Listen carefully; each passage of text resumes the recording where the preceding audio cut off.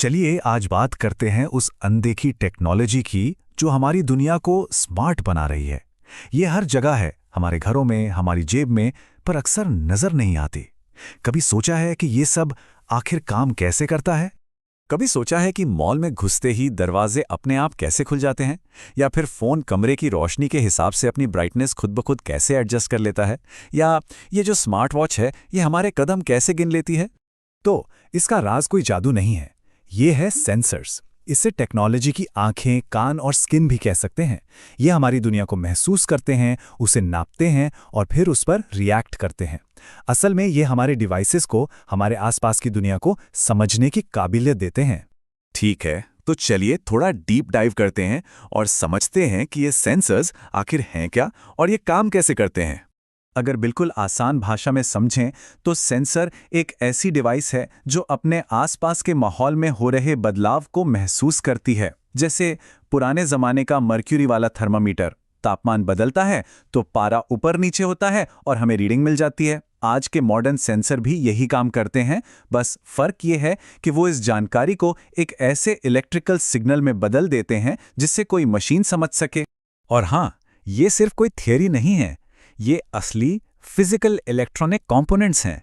जैसा कि यहाँ दिख रहा है, सेंसर्स कई अलग अलग शेप और साइज में आते हैं। हर एक को एक खास काम के लिए बनाया गया है। कोई तापमान नापता है तो कोई मूवमेंट का पता लगाता है। मोटे तौर पर देखें तो सेंसर्स दो तरह के होते हैं, एक्टिव और पैसिव। एक्टिव सेंसर्स को, जैसा कि नाम से ही पता चल रहा है, काम करने के लिए बाहर से पावर चाहिए होती है, जैसे कि एक स्ट्रेन गेज जो किसी चीज पर पड़ने वाले दबाव को मापता है। दूसरी तरफ हैं पैसिव सेंसर्स, जिन्हें बाहरी पावर की जरूरत नहीं पड़ती। ये अपने आसपास के माहौल से ही एनर्जी लेकर अपना सिग्नल बना लेते हैं। इसका एक क्लासिक एग्जाम्पल है थर्मोकपल, जो गर्मी को सीधे वोल्टेज में बदल देता है। तो अब जब बेसिक्स क्लियर हो गए हैं तो चलिए एक फटाफट टूर करते हैं उन कुछ कॉमन सेंसर्स का जो हमारे आसपास ही मौजूद हैं। जरा देखिए, ये है सेंसर्स की दुनिया। कितनी अलग अलग तरह की है ना? हर एक का एक खास मकसद है। चलिए कुछ एग्जाम्पल से इसे और अच्छे से समझते हैं। सबसे पहले बात करते हैं प्रॉक्सिमिटी सेंसर्स की।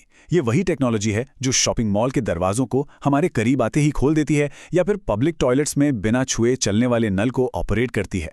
ये बिना किसी फिजिकल कांटेक्ट के चीजों की मौजूदगी का पता लगा लेता है। फिर आता है लाइट सेंसर।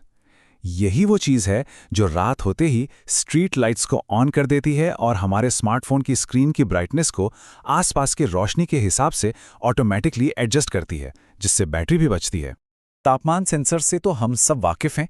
यही स्मार्ट थर्मोस्टेट को बताता है कि घर का टेम्परेचर कितना रखना है, और यही वेदर स्टेशंस को सटीक जानकारी देता है जिससे हमें मौसम का हाल पता चलता है। और फिर है मोशन सेंसर। ये हमारे होम सिक्योरिटी सिस्टम का एक बहुत ज़रूरी हिस्सा है। किसी भी तरह की हलचल होने पर ये हमें अलर्ट कर देता है। ये काम कैसे करता है? असल में ये इंसानों जैसे गर्म शरीरों से जो इंफ्रारेड एनर्जी निकलती है, ये उसे पकड़ लेता है। अच्छा, ये सब अलग अलग तो ठीक है, पर ये मिलकर कैसे काम करते हैं? इसे समझने के लिए सबसे अच्छा एग्जाम्पल है एक ऐसी चीज़ जो हम सबके पास है, हमारा स्मार्टफोन। हमारी जेब में रखा ये छोटा सा डिवाइस असल में एक पावरफुल सेंसर हब है। एक्सेलेरोमीटर और जायरोस्कोप मिलकर ये देखते हैं कि फ़ोन कैसे पकड़ा है और स्क्रीन को घुमा देते हैं।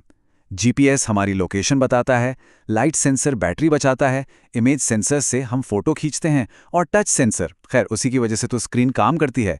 ये सब मिलकर एक बेहतरीन एक्सपीरियंस बनाते हैं। लेकिन ये कहानी सिर्फ स्मार्टफोन तक ही नहीं है। ये छोटे छोटे सेंसर एक बहुत बड़े लेवल पर हमारी दुनिया को बदल रहे हैं। जरा सोचिए, जब आप इन लाखों करोड़ों सेंसर्स को एक साथ जोड़ देते हैं, शहरों में, फैक्ट्रियों में, घरों में, गाड़ियों में, तो हमें मिलता है इंटरनेट ऑफ थिंग्स या आईओटी। ये आपस में जुड़े डिवाइसेस का एक बहुत बड़ा नेटवर्क है जो लगातार डेटा इकट्ठा कर रहा है और शेयर कर रहा है, जिससे हमारी दुनिया ज़्यादा एफिशिएंट और रिस्पॉन्सिव बन रही है। तो असल में बात यह है कि हमारी टेक्नोलॉजी सिर्फ स्मार्ट नहीं हो रही है, ये संवेदनशील हो रही है। इसमें अपने आसपास की दुनिया को महसूस करने, सुनने और देखने की क्षमता आ रही है। और यही बात हमें एक बहुत बड़े सवाल पर लाकर छोड़ देती है। जैसे जैसे हमारे डिवाइसेस और हमारा माहौल हमें और ज़्यादा महसूस करने लगेगा, भविष्य में कौन सी नई अविश्वसनीय संभावनाएं हमारे सामने आएंगी, ये सोचने